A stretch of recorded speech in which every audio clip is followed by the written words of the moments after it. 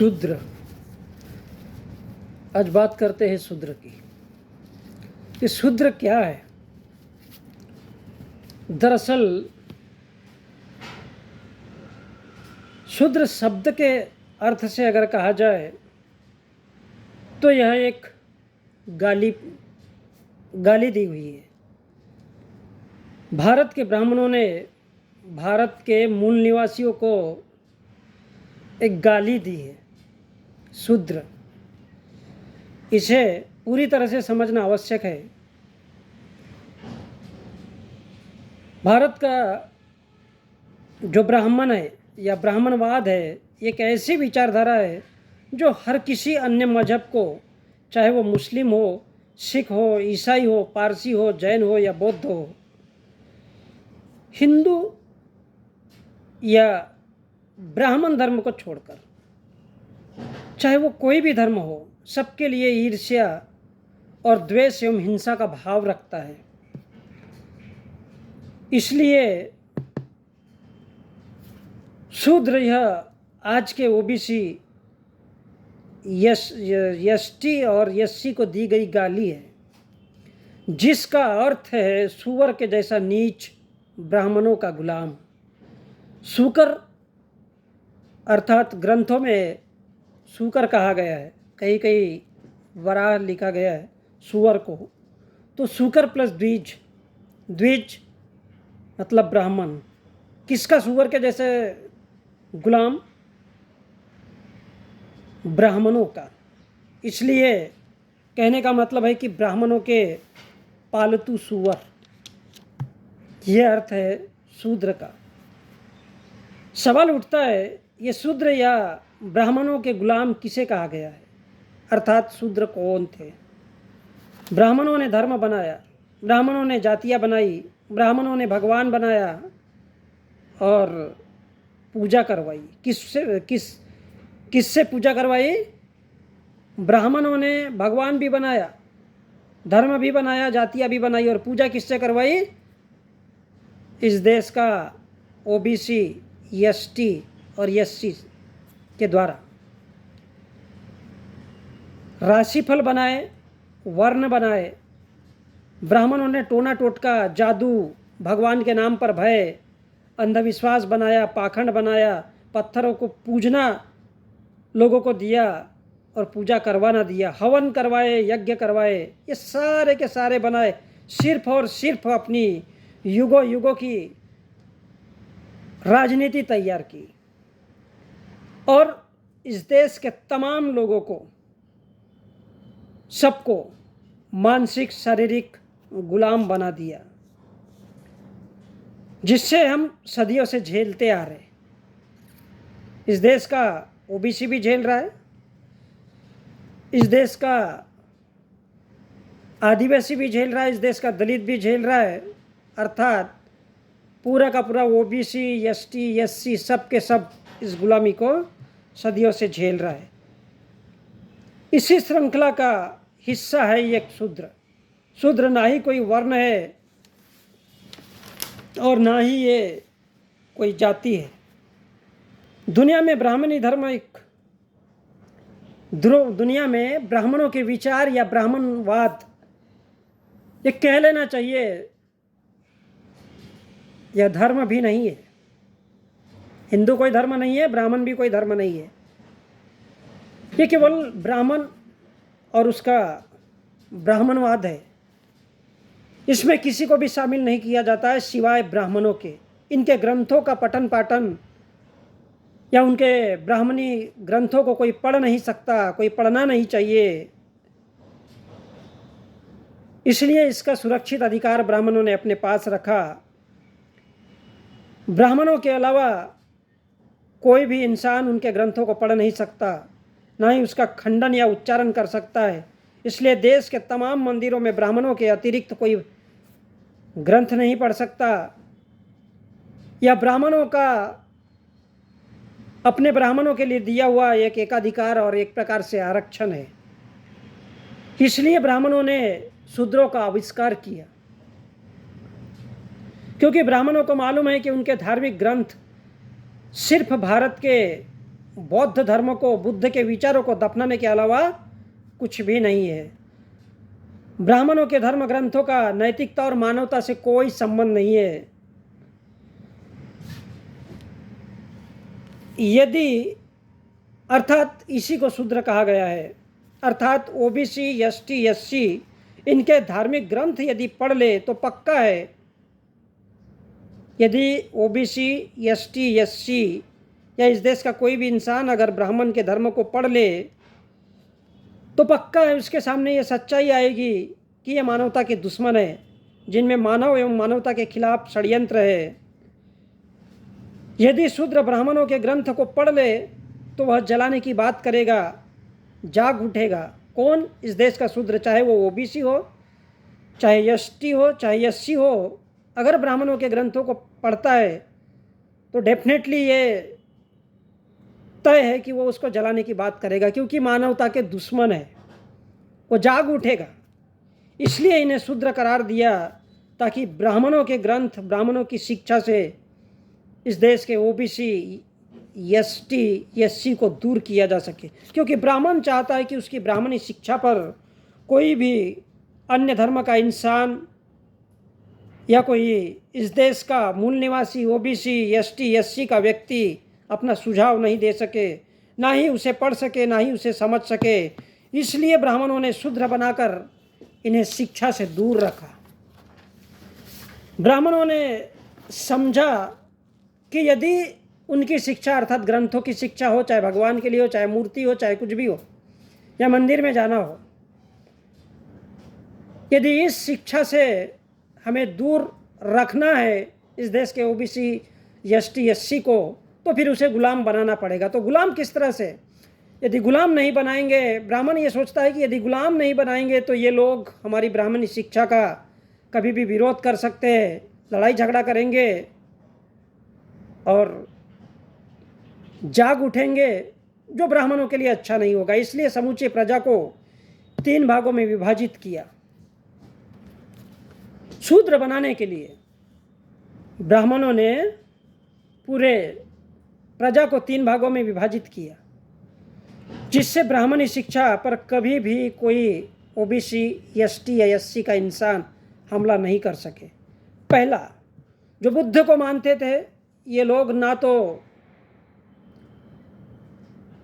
पहला है उसका, जो बुद्ध को मानते थे ये लोग या तो जंगलों की ओर मुड़ गए या समूचे जनमानस से दूर हो गए। इस शर्त पर रहे कि हम ब्राह्मणी शिक्षा का कभी विरोध भी नहीं करेंगे और हम अपने तरीके से, हम ब्राह्मणी शिक्षा का कभी विरोध नहीं करेंगे और हम अपने ही तरीके से, प्राकृतिक तरीके से बुद्ध के विचारों को आत्मसात करेंगे। अर्थात समूचा एसटी वर्ग इस झमेले से दूर हो गया और इस प्रकार एसटी के लोग एक अलग कैटेगरी में विभाजित हो गए। उन्होंने स्वीकार कर लिया कि हम ब्राह्मणों की शिक्षा से कभी बैर नहीं रखेंगे, हम केवल हमारी प्राकृतिक शिक्षा, प्राकृतिक अर्थात प्रकृति की देन, और वो भारत में बुद्ध धर्म है या बुद्ध के विचार है, उनसे हम मानते हुए अलग हो जाएंगे। दूसरा वर्ग था जो बुद्ध का ही मानने वाला था, इसके साथ ही वह उसकी भी उपेक्षा की गई है, ताकि यह वर्ग मंदिर में आएगा भी और जाएगा भी, चंदा भी देगा, दान दक्षिणा भी देगा, लेकिन ब्राह्मणों के धर्म ग्रंथों को पढ़ नहीं सकता। ब्राह्मणों के द्वारा पूजे गए पूजा स्थलों में या मंदिरों में वो गर्भ स्थान तक कभी भी, मंदिर के गर्भगृह तक कभी भी प्रवेश नहीं कर पाएगा। इसलिए क्योंकि ये एक शिक्षा का हिस्सा है, ब्राह्मणों की शिक्षा का हिस्सा है मंदिर। ब्राह्मणों के धर्म ग्रंथों का कभी उच्चारण नहीं कर सकता, मंदिर के गर्भगृह में कभी प्रवेश नहीं कर पाएगा। कौन नहीं कर पाएगा? ये दूसरा वर्ग। दूसरा वर्ग कौन सा? विशेषकर ये वो वर्ग है जिसके भरोसे ही उनका सब कुछ चलता है,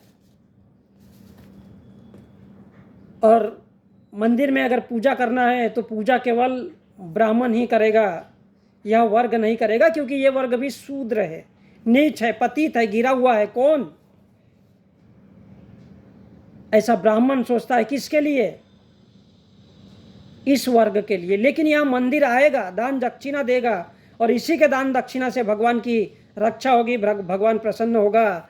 ऐसा वातावरण, ऐसी शिक्षा उन लोगों ने जनरेट की, ब्राह्मणों ने, और तब इस वर्ग के लोगों को मंदिर आने जाने का खुला रास्ता रखा गया। इनकी शर्त ये थी ब्राह्मणों की कि ये आएगा, दान दक्षिणा भी देगा, अंधा भी बनेगा, बहरा भी बनेगा, और इसी के सब दिए हुए चंदे या दान दक्षिणा से हमारा पेट भी भरेगा, और ब्राह्मणों का एक अलग वर्चस्व रहेगा कि ये उस शिक्षा को उनके साथ कभी शेयर नहीं करेंगे। यह था ओबीसी वर्ग, जिसके मंदिर आने और चंदा देने से ही ब्राह्मण अपना गुजारा करता था और करता है और करता रहेगा। यह ओबीसी वर्ग शूद्र होने के कारण ब्राह्मण के किसी भी धार्मिक ग्रंथ को पढ़ नहीं सकता था, उच्चारण नहीं कर सकता था। ऐसी व्यवस्था ब्राह्मणों ने करके रखी थी, क्योंकि यदि यह वर्ग ब्राह्मणों को दान दक्षिणा नहीं देगा तो ब्राह्मण भूखे पेट मर जाएगा, क्योंकि ब्राह्मण को मालूम है मंदिर में भगवान नहीं है, इसलिए उसको ठगा जाता है, उसको इस विश्वास में रखा जाता है। इसलिए ब्राह्मणों ने ओबीसी के लोगों के लिए मंदिर का रास्ता खुला रखा, लेकिन ब्राह्मणों ने ओबीसी के लोगों के साथ भी ऐसे धार्मिक जाल में बांधे रखा, ओबीसी के लोगों को ऐसे धार्मिक जाल में फंसाए रखा, ऐसी कूटनीतिक शिक्षा दी कि ओबीसी के लोगों को शूद्र का या ब्राह्मण के गुलाम होने का एहसास नहीं हुआ, जिसमें वो जकड़े हैं और शूद्र कहे गए हैं। तीसरा वर्ग था, ये भी बुद्ध के का ही मानने वाला था, जो हमेशा ब्राह्मणों से लड़ता रहा, भिड़ता रहा। ये वो वर्ग है जिसमें बुद्ध भारत के लिए लड़ने भिड़ने की क्षमता थी, अर्थात राजा और उसके महामात, जो किसी भी शर्त पर गुलाम या शूद्र बनने के लिए तैयार नहीं हुए। और इस वर्ग ने ब्राह्मणों की शिक्षा नीति का विरोध किया, इसलिए इनको अति शूद्र बनाया गया। ये वो लोग थे जिन्हें अछूत और इनको हाथ लगाने मात्र से उनका कोई धर्म ग्रंथ है वो अपवित्र होता था। अगर वो पानी को हाथ लगाए तो वो पानी गंदा होता था, अगर वो कहीं बैठ जाए तो वो जगह अपवित्र हो जाती थी। ऐसा ब्राह्मणों ने विधान तैयार किया था, क्योंकि इस वजह से इनको अछूत, मतलब इनको कोई हाथ नहीं लगाएगा।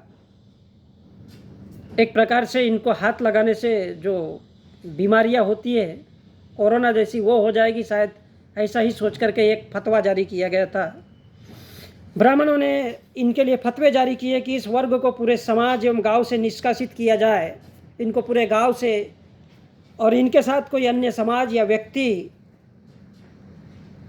बात नहीं करेगा, अपना दया भाव नहीं दिखाएगा, यदि दिखाए तो उसकी भी हत्या की जाएगी। ये लोग जब चलेंगे तो ज़मीन साफ करते हुए चलेंगे, जब ये बोले तो इनका थूक भी नहीं आना चाहिए। और यदि धोखे से ये लोग किसी ग्रंथ को अगर पढ़ने की कोशिश करें चुरा कर भी, तो ब्राह्मण का ग्रंथ उठाकर पढ़े, या अगर बोलने की कोशिश करे तो उसकी जीभ काट दी जाएगी। यदि ब्राह्मणों का नाम मात्र भी ले तो उसके कान में तेल गर्म करके डाले। और यह सारा वर्ग, सारा समाज, कौन सा समाज? जो इस देश का शूद्र है, वो इनसे दूरियां बना के रखे, ताकि उसके दिल में कभी भी दया का भाव ना आए। और वो लोग खाने पीने से लेकर कर हर एक चीज़ में इतने मोहताज हो जाए कि तड़प तड़प के मरते रहे।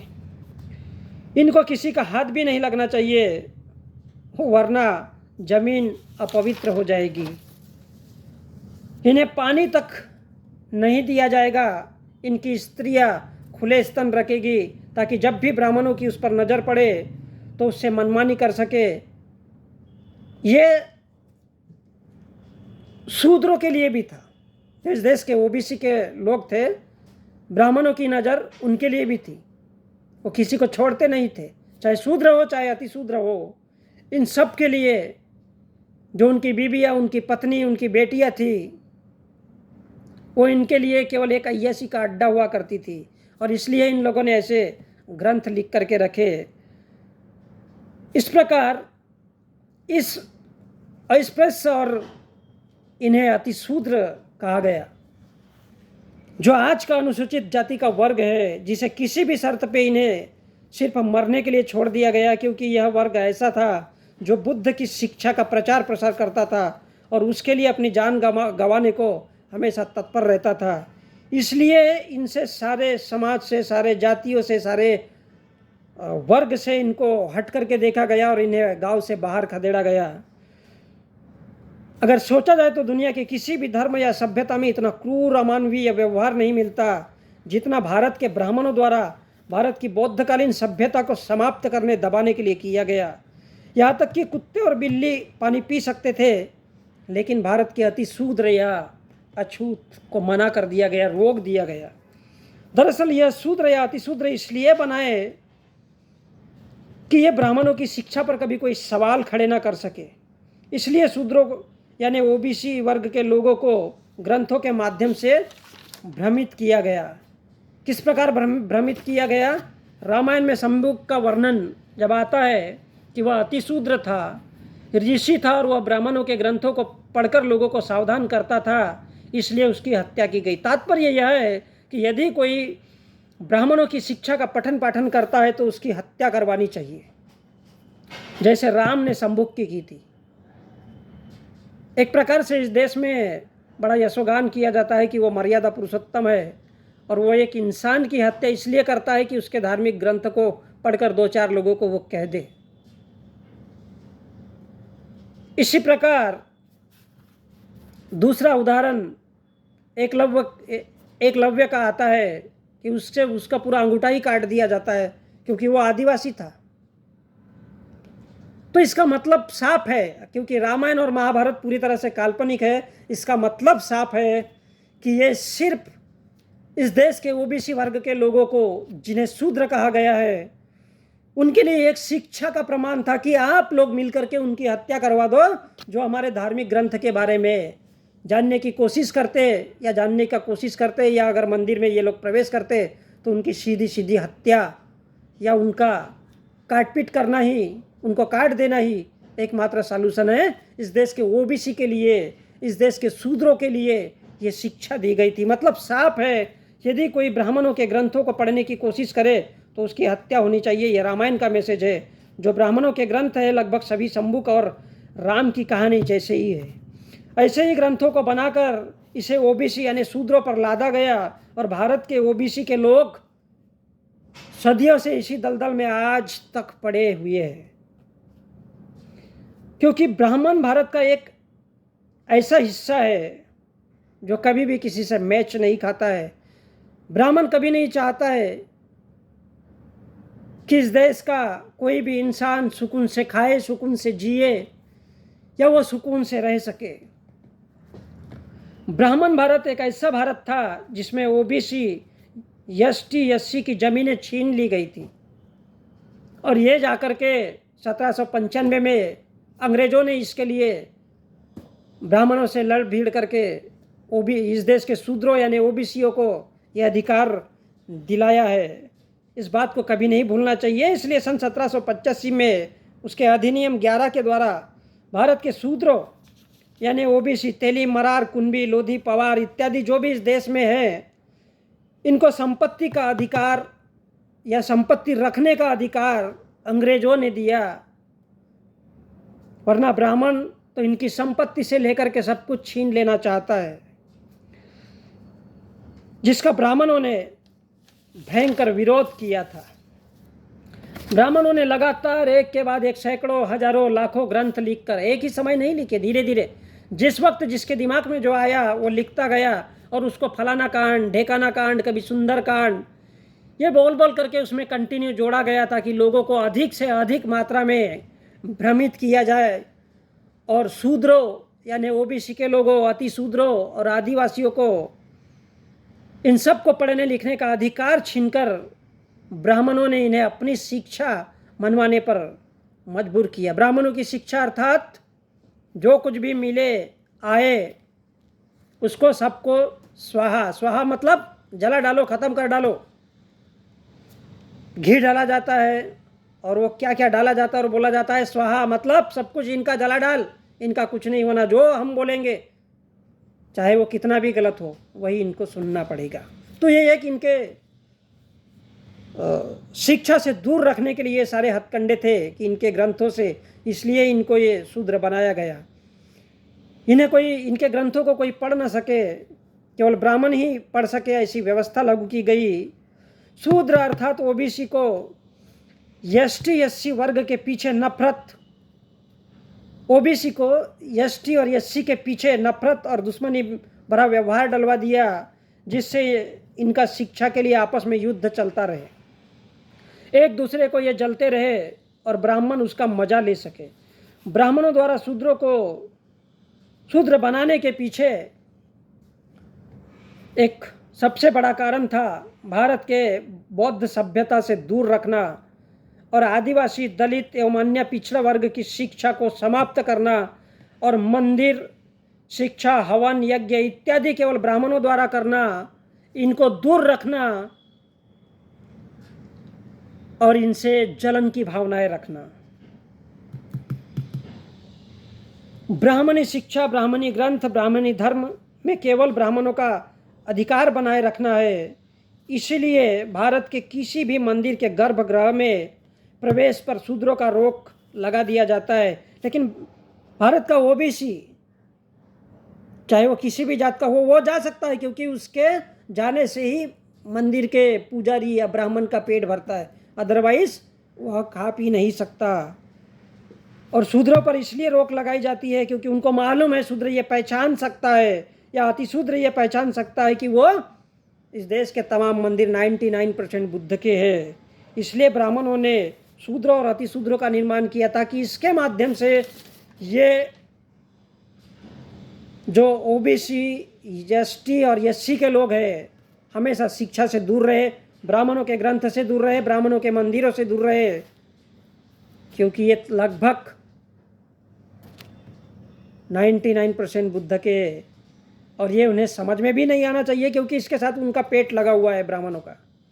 तो इस शिक्षा से दूर करने के लिए इस प्रकार इन्होंने शूद्र अर्थात ब्राह्मणों के पालतू सुअर जैसे गुलाम बना करके रखा हुआ है। यदि और इसलिए ये शिक्षा ओबीसी के लोगों को ग्रंथों के माध्यम से शिक्षा दी गई कि महिला घर से बाहर नहीं जाएगी, वह केवल पुरुष के लिए उपभोग की वस्तु है। अर्थात पुरुष के मन में जब आए वो उससे तब संबंध बना सकता है, चाहे उसके शरीर के साथ कुछ भी कर सकता है, क्योंकि नियोग जैसी प्रथा जिसका महाभारत में भी वर्णन है और मनुस्मृति से तो सीधा सीधा पता ही चल जाता है। तो इस प्रकार पुरुष चाहे जब उससे संबंध बनाए, पुरुष जब चाहे तब स्त्री के साथ दुर्व्यवहार करे, और वह पढ़ लिखना नहीं चाहिए, ऐसी व्यवस्था ब्राह्मणों के ग्रंथों में है। जब महिला पीरियड में हो तो उसे अछूत बना दिया जाए, अछूत अर्थात उसको कोई छू नहीं सकता, और ऐसी व्यवस्था ब्राह्मणों ने की ताकि ब्राह्मणों ने ये जो व्यवस्था की वो केवल इस देश के ओबीसी, एसटी, एससी के लिए नहीं, वरन अपने भी ब्राह्मणों के लिए ये करके रखी थी ताकि उनको हर तरह से गुलाम बना के रखा जा सके, उसे शूद्र बनाया जा सके, और उसके लिए सती प्रथा, दासी प्रथा और न जाने क्या क्या व्यवस्थाओं को जन्म दिया गया ब्राह्मणों के द्वारा, जिसका वर्णन बहुत ही मुश्किल हो जाता है। ये जो सारी व्यवस्था थी वह केवल ब्राह्मणों की अय्यासियों और ओबीसी, एसटी, एससी के महिला, पुरुष, स्त्री को शिक्षा से वंचित करने हेतु उन पर थोपी गई ये शूद्र प्रथा थी, जो भारत में लंबे समय से चली आ रही थी और बहुत कुछ, बल्कि लगभग आज भी वो जिंदा है। संजय।